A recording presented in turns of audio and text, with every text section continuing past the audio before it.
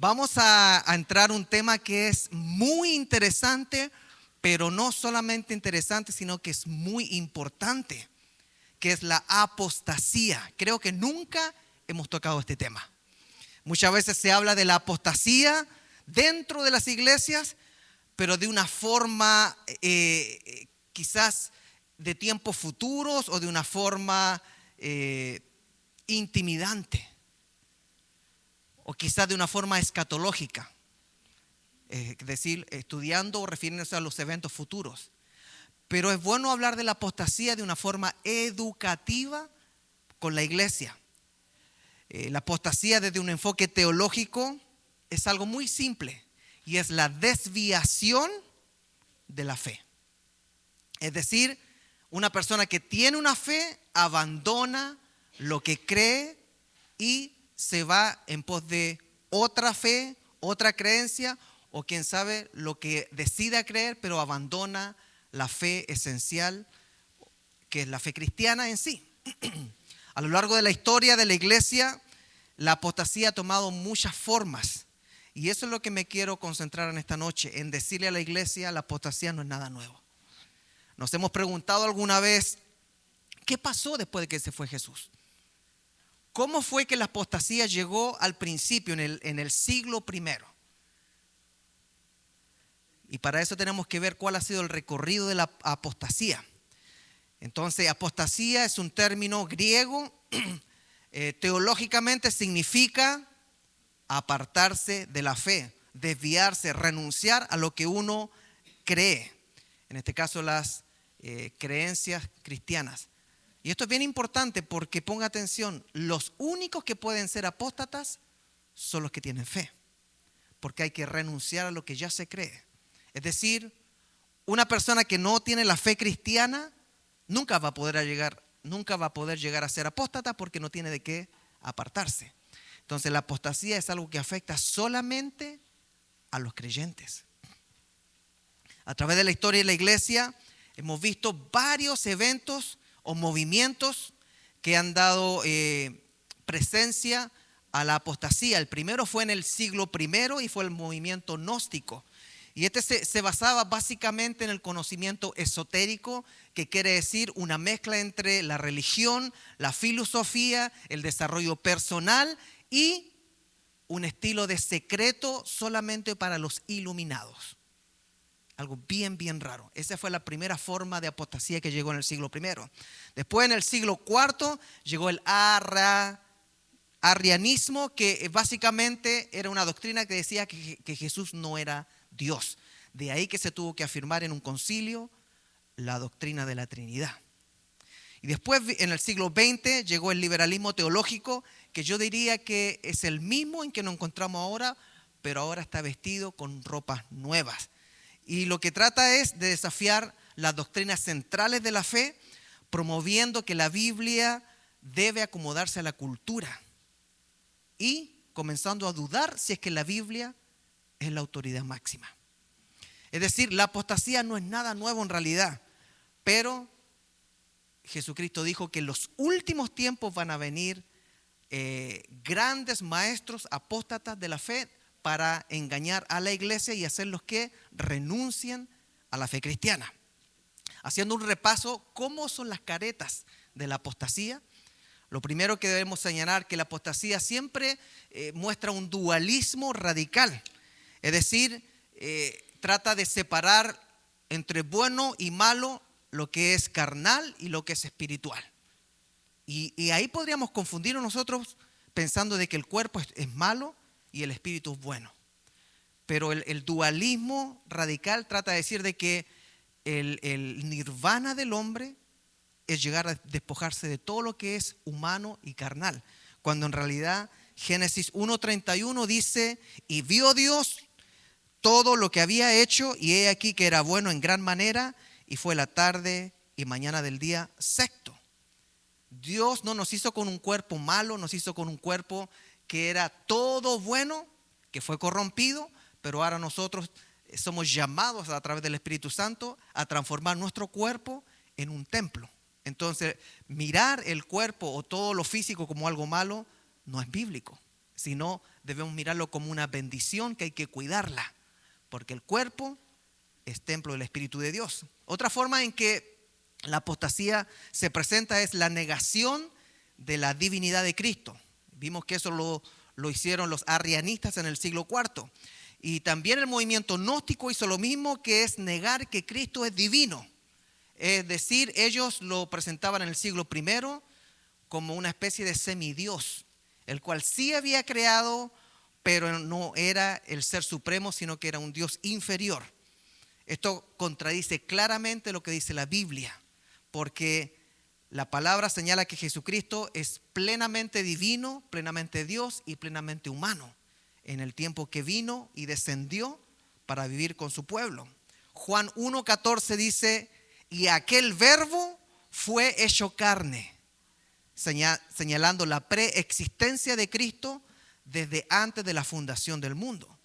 Y dice: y habitó entre nosotros. La doctrina apostólica de Juan deja en claro que aparte de estar con nosotros, el que creó el mundo y el universo fue nada más y nada menos que Jesús mismo. En Juan 1:3, al decir: todas las cosas por Él fueron hechas, y sin Él nada de lo que ha sido hecho fue hecho. Otra forma en que se presenta la apostasía es la redención a través del conocimiento. Según la Biblia, nosotros recibimos redención a través de la sangre de Jesucristo, su muerte y su resurrección. Pero para el movimiento gnóstico y para otros movimientos históricos que han habido, la salvación no proviene de la fe en Cristo, sino del conocimiento, ya sea esotérico o sea el conocimiento humanista. Hoy muchos buscan la salvación en logros personales, buenas obras o la acumulación de estudios o de conocimiento. Se llega a la sensación de que la persona que obtiene un PhD o un doctorado probablemente entiende más a Dios. Pero eso no es verdad, porque el conocimiento humano no tiene nada que ver con la redención que Dios da a toda la humanidad. A una persona que sabe mucho, sabe poco, es solamente por la fe que pone en Jesucristo, que es el Hijo de Dios. No hay nada que nosotros podamos hacer ni aprender para llegar a redimirnos nosotros mismos. Efesios 2:8 dice: porque por gracia sois salvos por medio de la fe, y esto no de vosotros, pues es don de Dios. La pregunta sería: ¿qué se consigue enseñando que el conocimiento nos puede salvar? Hoy en día en las escuelas, en las universidades y aún en los trabajos, a los cristianos se les trata de colocar como gente ignorante, falta de conocimiento. Y esa es una tendencia de la apostasía que sobrevalora la memorización de información, que le llama conocimiento, y desmerece la obra de Jesucristo en la cruz del Calvario y su resurrección. Al buscar convencer a las personas de que el conocimiento es el que te va a elevar, lo que se está consiguiendo es llevar al hombre y a la mujer a una dependencia de su propia sabiduría en vez de depender de la gracia de Dios. Y fíjense que nosotros muchas veces caemos en el error de pensar que mientras más sabemos, más seguros nos podemos sentir. Y mientras más conocimiento tenemos, incluso mientras más estudio, dejamos de depender menos de Dios y dependemos más del conocimiento, y eso es apostasía. ¿A poco, pastor? Sí lo es. Colocar el valor en el conocimiento es rebajar la redención de la cruz. Romanos 1:16 dice: porque no me avergüenzo de ¿qué? Del conocimiento que tengo. Fíjese que el que está hablando ahí es el apóstol Pablo, el que era un experto en la ley judía. Y cuando se trataba del conocimiento y todos sus títulos universitarios, se podrían decir, él decía: todo eso lo tengo por estiércol, por basura. Pero cuando se trataba del evangelio decía: porque no me avergüenzo del evangelio, porque es poder de Dios para salvación a todo aquel que cree, al judío primeramente y también al griego. Entonces, creo que la apostasía muchas veces es mal interpretada porque se piensa que la iglesia no va a estar. Pero la apostasía existe porque hay una iglesia. Es la iglesia la que tiene que transformarse en apóstata, porque para ser apóstata se tiene que negar la fe. Y cuarto, y en este me voy a quedar para dar comienzo a esta serie, es la reinterpretación de las escrituras. Fíjese que desde el primer siglo los gnósticos comenzaron a sembrar la idea de que las escrituras se podían reinterpretar de una manera diferente. Pero esta manera era hecha para apoyar su creencia y su posición o lo que les convenía. Por ejemplo, podían haber ciertos pasajes como alegorías de su conocimiento secreto y llegan a decir, no, eso solamente lo podemos entender nosotros que somos más iluminados. No sé si ha escuchado dentro de la iglesia decir, es que a ellos no les ha llegado la revelación todavía. Cuidado con el hecho de pretender de que yo tengo algo que a otro no le ha sido revelado, porque esa es una forma de apostatar en la fe, porque yo supuestamente estoy reinterpretando algo que nadie más conoce. Soy tan macanudo, soy tan inteligente, soy tan wow, que a mí se me ha revelado algo. Yo soy el apóstol ahora. Yo soy el mero. A ellos no se les ha sido revelado. Eso viene del gnosticismo. Y fíjese que está presente en la iglesia. Eso trae confusión y provoca la pérdida en la convicción de lo que ya hay. Es como decir, bueno, entonces quizás lo que yo creo no es tan cierto, o le falta verdad, porque aquel tiene más verdad que yo. Y es lamentable que hoy en día eso está pasando. Y está pasando por el movimiento que se llama deconstrucción del evangelio.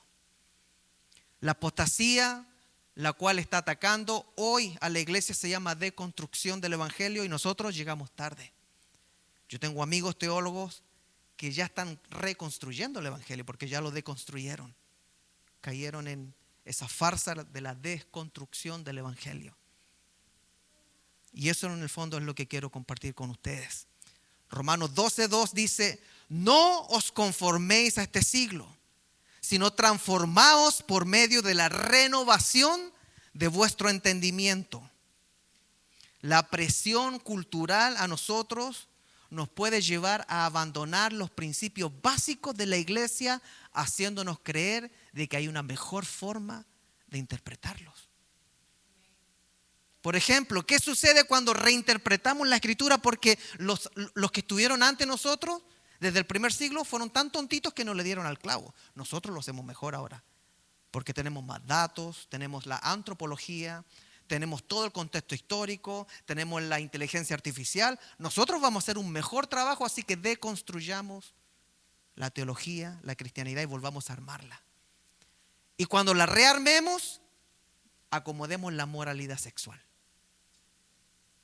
La aceptación de la convivencia y el sexo prematrimonial son prácticas muy comunes aún dentro de la iglesia.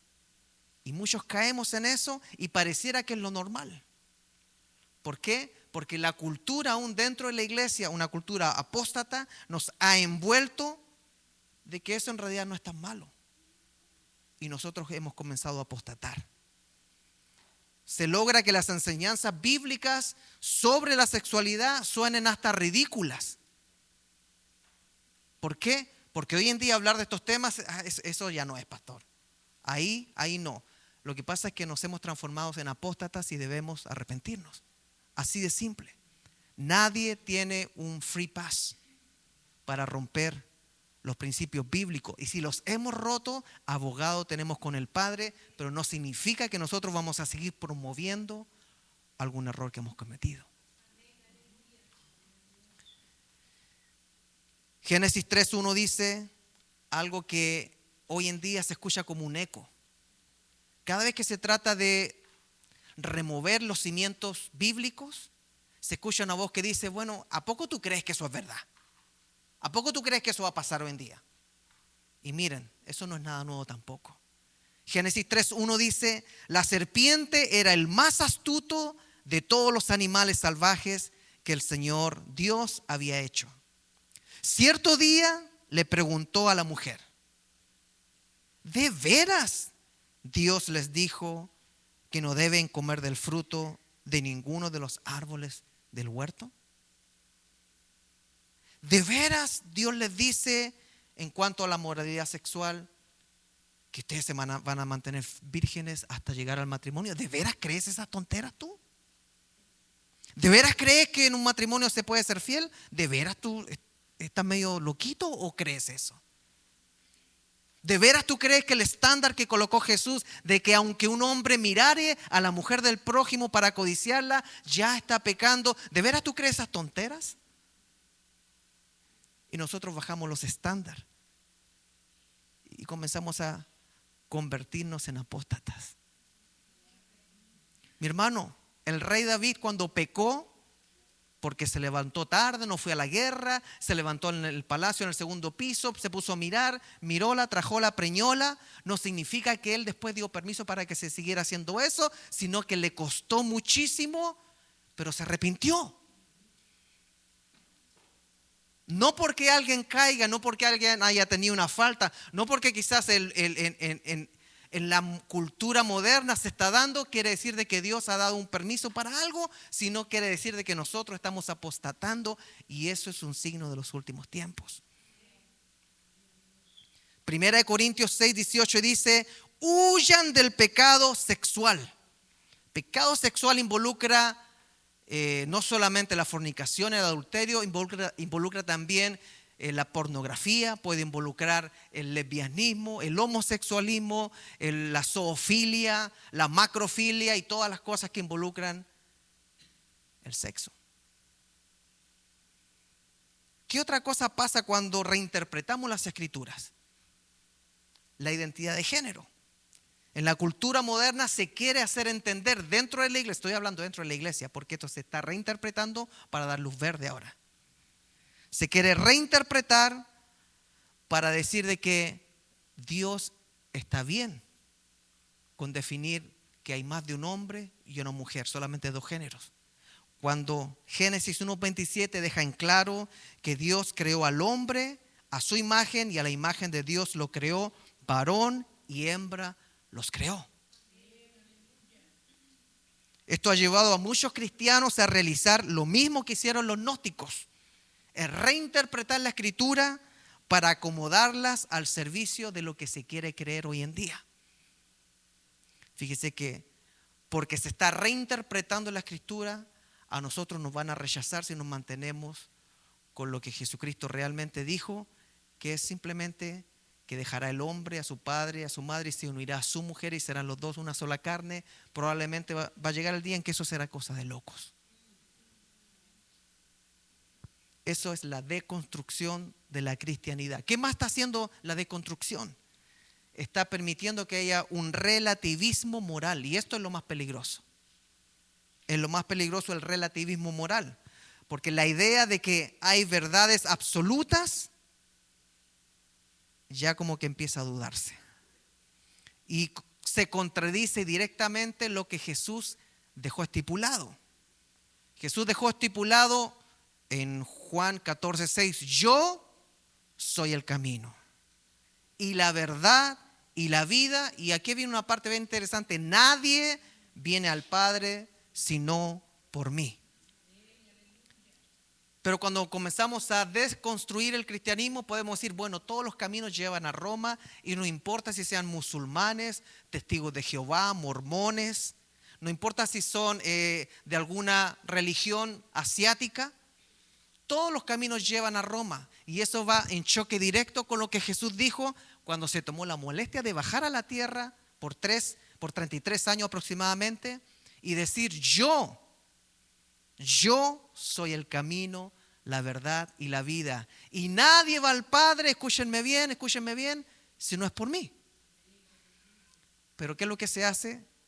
En la apostasía se va a comenzar a decir de que el cristianismo es solamente un camino más de los muchos que hay para llegar al Padre, porque lo que importa es el corazón, quizás lo que importa es la intención, lo que sea. Y se comienza a deconstruir la palabra y se construye algo nuevo que me sirva para sustentar mi versión. El propósito del relativismo es llevar a los creyentes a comprometerse con enseñanzas que no son bíblicas. Es decir, el relativismo moral sin querer nos puede llevar a llegar a celebrar lo que bíblicamente es una farsa, lo que bíblicamente es una blasfemia, lo que bíblicamente es una abominación. Y ahí vienen las preguntas que están deconstruyendo el evangelio. ¿Y si se casan mi amiguito que es gay? O mi hijo, o mi hija, y comienzan a colocar quizás pruebas. ¿Está bien asistir a esa boda? ¿Está bien llevarle un regalo? ¿Está bien promover lo que se está haciendo y participar? Cuando en el fondo se está deconstruyendo lo que es la base del evangelio. Y nosotros hay un principio básico que debemos amar lo que Dios ama y aborrecer lo que Dios aborrece, cueste lo que nos cueste. Nuestra vida en esta tierra es corta, que nos parezca larga y otra cosa, pero la eternidad es así que es larga. Y mantener una iglesia dentro de los principios bíblicos va a ser el gran desafío en estos días, porque la apostasía va a hacer que la iglesia doble rodillas a las nuevas interpretaciones de la Biblia. Adrian Rogers, un pastor bautista reconocido, dice: es mejor estar divididos por la verdad que unidos por el error. Mire, si usted va a tener un problema familiar, como dice, un clavo en la familia, si usted está manteniendo los principios bíblicos delante de Dios, usted está actuando con justicia. Porque decir la verdad es justicia delante de Dios. Pero tapar el pecado y tratar de meterse en la corriente con lo que desagrada a Dios y que va a ser juzgado algún día, nosotros nos estamos metiendo dentro del grupo que Dios va a juzgar. No porque nosotros nos caiga bien Sodoma, vamos a dar el free pass. Cuando el Señor dice que debemos vivir una vida apartada, una vida santa. ¿Cuántos dicen amén? Ahora, ya que dimos la vuelta a esta introducción sobre la apostasía, que es bien interesante, no es nada nuevo, pero llegó para quedarse. La pregunta es, ¿qué nos dice la Biblia sobre la apostasía?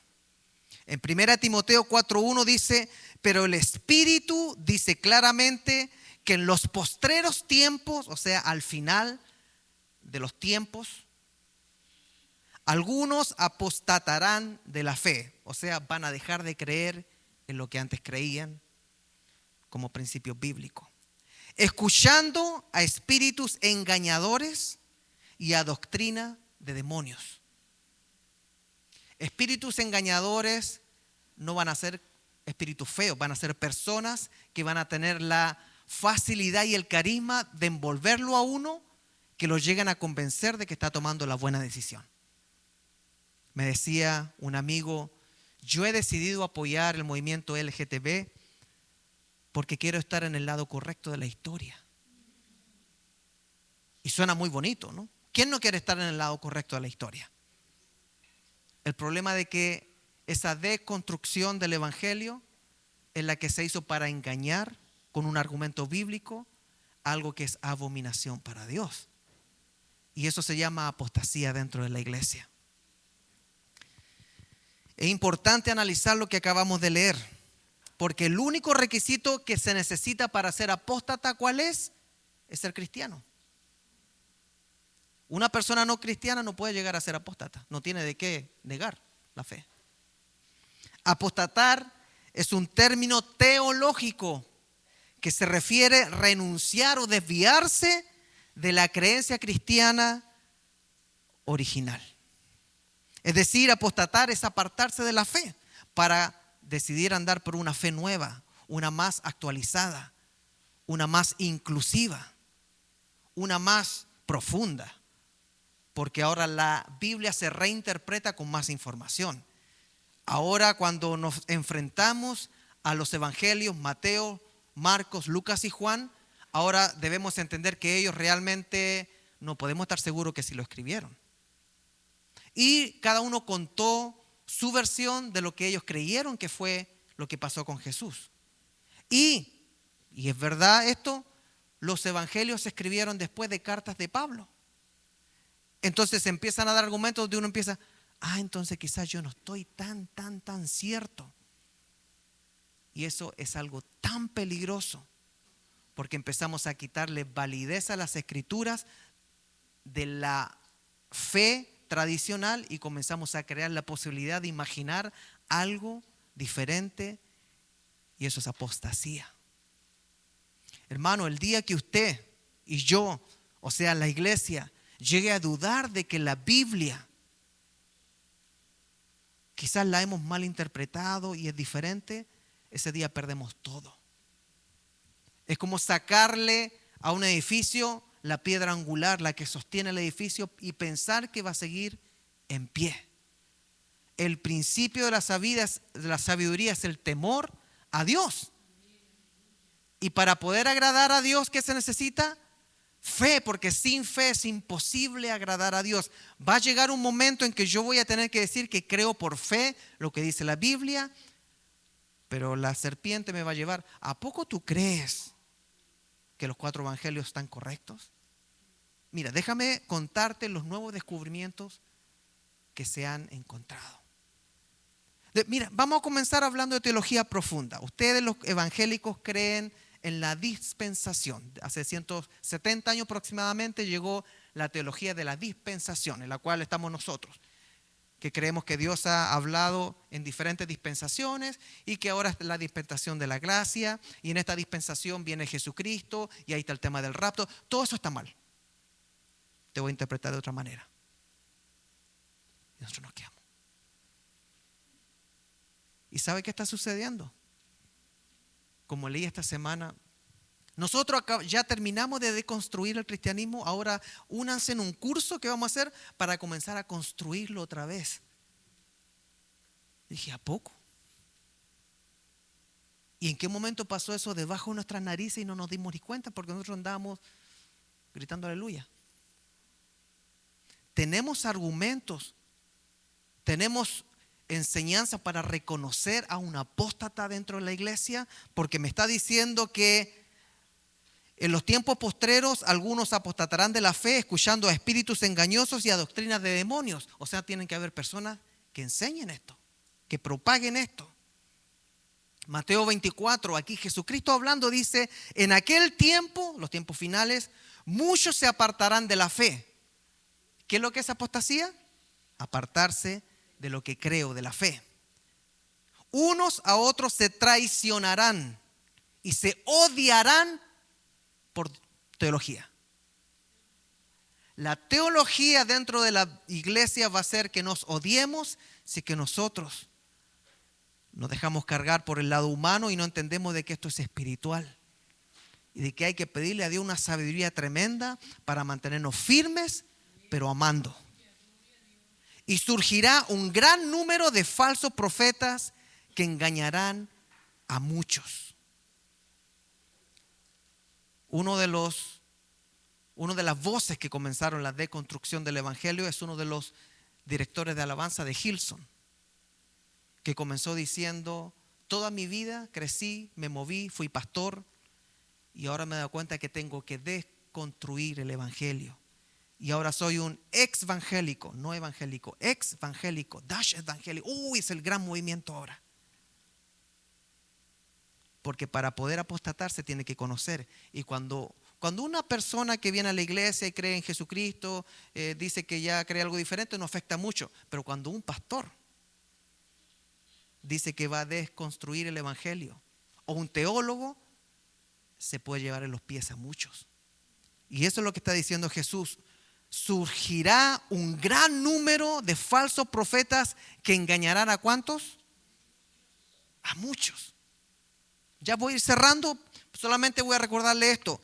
La apostasía moderna dentro de la iglesia puede incluir las siguientes cosas. 1, la negación de la autoridad de las escrituras. Es decir, que algunos teólogos a través de los descubrimientos de la ciencia, arqueológicos, el desarrollo quizás de la interpretación de los textos, están están diciendo, declarando de que la Biblia tiene errores y que la interpretación teológica ha sido erosionada, o sea, contaminada, y debemos hacer otra interpretación hoy en día. Segundo, el relativismo teológico, es decir, que no hay verdad absoluta, sino que cada cristiano puede creer lo que quiere. Eso es algo tremendo. Porque entonces yo estoy dando un cheque en blanco para que cada iglesia o cada persona que dice ser erudito se cree su propia doctrina. La teología de la prosperidad es otra forma. Es otra forma en que vemos cómo estamos en los tiempos finales. ¿Qué es eso? Es utilizar la fe para garantizar el bienestar económico. El sincretismo religioso. ¿Qué es lo que es el sincretismo religioso? Es mezclar la fe cristiana con ideas de otras religiones, filosofías, y diluirlo y hacer de todo una nueva versión. Y ahí hasta aparece ahora la santa muerte. Mire que santa muerte. Así como la canción de Ricardo Arjona, Santo Pecado. Y nosotros quedamos como mirando para el norte, ¿what? Porque ya se mezcló todo. Eso se llama sincretismo. Y el sincretismo fue lo que sucedió después de que el Papa Pío IX en el siglo XIX declarara la Inmaculada Concepción de María. Es decir, declaró a él, no sé cuál fumó, y declaró de que María había subido al cielo igual que Jesús en una nube. Y la declaró Madre de Dios. Y desde ahí cada país en América comenzó a agarrar una versión de mujer y asignarle nombre de vírgenes. Pero eso no tiene más de 170 años. Después de que Papa Pío IX se le ocurrió declarar la Inmaculada Concepción, y también se le ocurrió declarar que el Papa es una persona que no se equivoca. Y eso fue como consecuencia de los movimientos alternativos que estaban sucediendo en ese tiempo. El siglo XIX es tremendo. En ese tiempo se le apareció un ángel a John Smith y nacieron los mormones. El siglo XIX fue un tiempo de cambios tremendos, donde comenzó la apostasía a afirmarse. ¿Qué más sigue? El cuestionamiento de doctrinas clásicas. Esto es algo que nosotros vamos a comenzar a ver cada día más de cerca, que es la negación o reinterpretación de doctrinas fundamentales. ¿Cuáles son esas? La Trinidad no está bien. No, ustedes los cristianos lo tienen mal. La Trinidad está mal. La divinidad de Cristo está mal. La resurrección quizás es una forma figurativa, y nuestro evangelio se comienza a caer a pedazos. ¿Qué otra cosa trae la apostasía? El enfoque exclusivo en la justicia social. A mí me toca leer muchos libros en el programa de máster en divinidad que estoy haciendo de comunistas, teólogos comunistas. Esta semana leí un libro de un teólogo llamado Álvarez, tengo que leerlo, que exalta el movimiento sandinista en Nicaragua y lo coloca como prácticamente una intervención divina. El movimiento sandinista en Nicaragua exaltado, really. Cuando hace 2 semanas cerraron 5,000 iglesias católicas y evangélicas por orden de Ortega. Pero son teólogos los que están hablando eso, hermanos. Son teólogos que están enseñando en seminarios y en las universidades cristianas. Y los muchachitos de 18 y 19 años que llegan allá los aplauden. Escuchaba una clase magistral en el seminario, uno de los más famosos, no voy a decir el nombre, en California, donde estaba la teóloga Padilla. Otra comunista, teóloga, ridiculizó a los gringos por el color de su piel, porque la forma de cobrar una especie de venganza por el racismo con los negros es ahora ridiculizando a los blancos por ser blancos. Y explicaba una teología que uno queda, Dios mío, ¿en qué momento ocurrió esto? La van a botar de ahí. Y todos los seminaristas, los estudiantes aplaudiendo. Después, esa misma teóloga se va a Palestina, o en realidad a Israel, donde están todos los movimientos de izquierda que están apoyando a los palestinos y atacando a Israel, y aparecen allá los teólogos hispanos hablando en contra de Israel, y todos se lo aplauden. Y a mí me parece lo más raro, para ir a Israel, quien le tiene que dar la seguridad es Israel mismo para que vayan a hablar mal de ellos. Y uno se pone a analizar y dice, Dios mío, estos son los teólogos de ahora. La apostasía, el convertir a Israel en el enemigo más odiado en la tierra, es la apostasía más tremenda que puede haber, porque Pablo dice que nuestra salvación viene de ellos y Dios tiene un trato con ellos que aunque no nos guste, no los va a abandonar. No los va a... hermano, es que usted está volviendo a la teología dispensacional, donde usted cree que el pueblo de Israel después y el arrebato y todo. Discúlpenme, hermanos, no nos hemos dado cuenta que hay una apostasía tremenda que está cayendo sobre la tierra en temas teológicos, y es necesario que se formen personas, como dice el apóstol, que estén firmes, que sepan lo que creen y no venga ningún viento ni marea y los ande cambiando de aquí para allá, porque son personas que están plantadas en verdades inmovibles.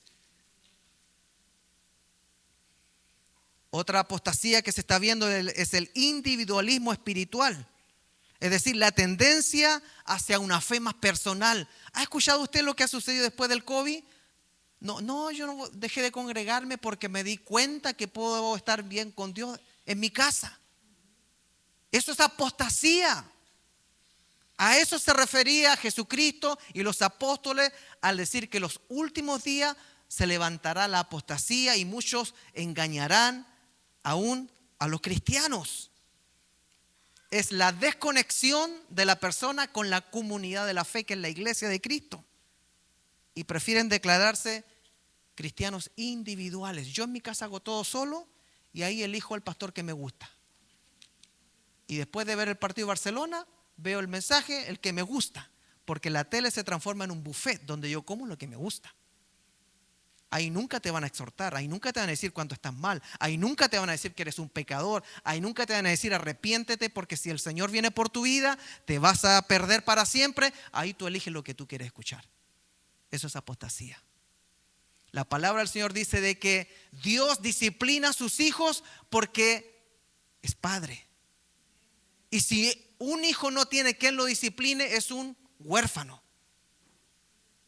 Entonces, cada vez que nosotros somos confrontados con la palabra, debemos dar gracias, como cualquier hijo debiera dar gracias cuando un papá y una mamá lo disciplinan con amor, pero con firmeza. Amada iglesia, la apostasía llegó para quedarse, y nosotros, si no tenemos una vista clara de lo que es la verdad, nos va a llevar también entre las piernas a nosotros. No podemos perder la dirección espiritual. Lo peor que le puede pasar a un cristiano es perder la brújula bíblica. Y le dicen algo, y ¿sabes que la Biblia dice? ¿A poco? Y le aparece un mormón y dice, ¿quieres conocer la palabra? Nosotros somos los testigos, no, que son ellos, los misioneros de la iglesia. Podemos llegar a tu casa a hablar. ¿Y a poco llegan ahí?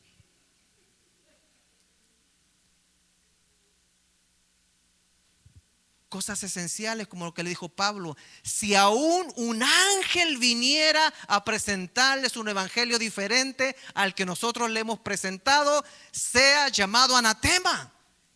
Eso lo dijo en el siglo I Pablo, quedó escrito. Y en el siglo VI dice el Corán que el ángel Gabriel llegó a entregarle la visión a Mohammed y nació el Islam. Y después, en el siglo XIX, viene otro angelito a entregarle la revelación a John Smith. Mi hermano, la apostasía llegó hace rato. Y de repente se escuchan hasta cristianos que dicen que Jesucristo se le apareció y le dijo esto y esto y esto. Eso no es para creer.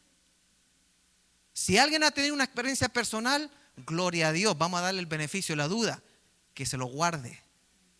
Pero tenemos la palabra profética más segura, que es la Biblia. Yo me llevo la palabra de Dios en mi corazón a la tumba, porque es lo único que me va a servir fuera de la tumba. Cuando yo cierre mis ojos, mi corazón deje de latir, siempre le he dicho esto: mándese un versículo bíblico. Si abre los ojos, que he tenido un encuentro, no, ¿cómo le llaman? ¿Cómo le llaman a esto, estas visiones cuando mueren las personas? Ayúdeme alguien, ¿cómo le llaman? A ver, ¿cómo se le dice? Bueno, dicen esta experiencia post-vida, ¿no? Miren, yo le voy a decir algo. Todos los que están aquí, ¿cuántos pertenecen a la iglesia Creekside? Ok, hagamos un trato. Si alguno de nosotros se muere, nos vamos gritando versículos bíblicos.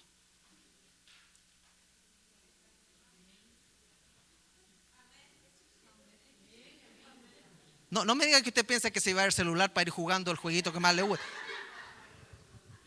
No me diga que usted piensa que cuando lo declaren muerto en el hospital, la línea está así, usted va a tratar de entrar a Instagram.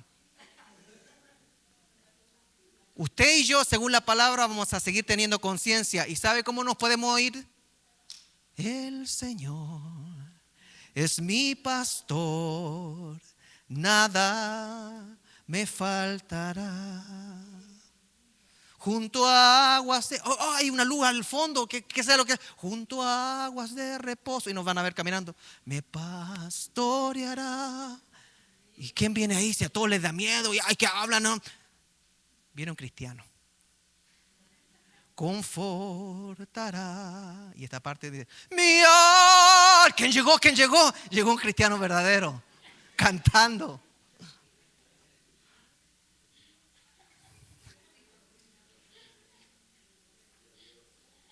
Hermano, la mejor inversión con el cerebro que podemos hacer en vida es recordar la palabra del Señor.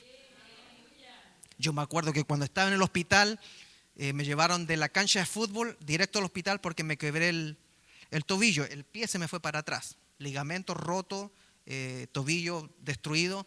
Y me fui para el hospital. Y a mí los hospitales me dan, yo le he dicho, soy hipocondriaco. Y llegué al hospital y me dijeron, te vamos a colocar anestesia parcial porque tenemos que enderezarte el pie primero. De ahí tú te vas con un especialista, ven todo. Vas a gritar mucho, pero no te vas a acordar de nada, me dijeron. Entonces yo lo único que me acordé del Salmo 139. Y empecé. Delante de mí tú me rodeas. ¿A dónde huiré de tu presencia? Y después me acordé. Tú viste mi hueso formarse en el vientre de mi madre. Ay, mi hueso, Señor, mi hueso. Tú lo viste formarse en el vientre de mi madre, Señor. Y me empecé a concentrar en cómo Él creó mis huesos. Mientras me manipulaban la patita. Le doy gracias a Dios porque me acordé de un versículo. Tú trajiste en el vientre de mi madre mi hueso. Tú viste cuando yo me formaba. Antes de la fundación del mundo tú ya me conocías. O sea, lo que el doctor estaba haciendo es lo que Dios formó. ¿Cuál es su versículo? O va a llegar a ese momento y dice, verdad que me dijeron que parece que la Biblia no es verdad y que esto no es mentira y que esto acá. Mi hermano, mi hermana, la apostasía vino para quedarse y para transformar a los cristianos en barcos fantasmas. ¿Sabe por qué llaman barcos fantasmas? Porque lo encuentran en el mar, intactos pero sin nadie. Es decir, alguna vez tuvieron propósito, tuvieron vida y ahora andan sueltos en la mar sin tripulantes, pero siguen flotando. Barcos fantasmas. Así quiere dejarnos el enemigo. Flotando en la iglesia, sin propósito, sin vida, pero nos ven que venimos a la iglesia. Anda flotando ahí. Pero no tiene brújula, GPS, ni destino. Solamente flotando. Pegue una miradita a ver si ve a alguien flotando.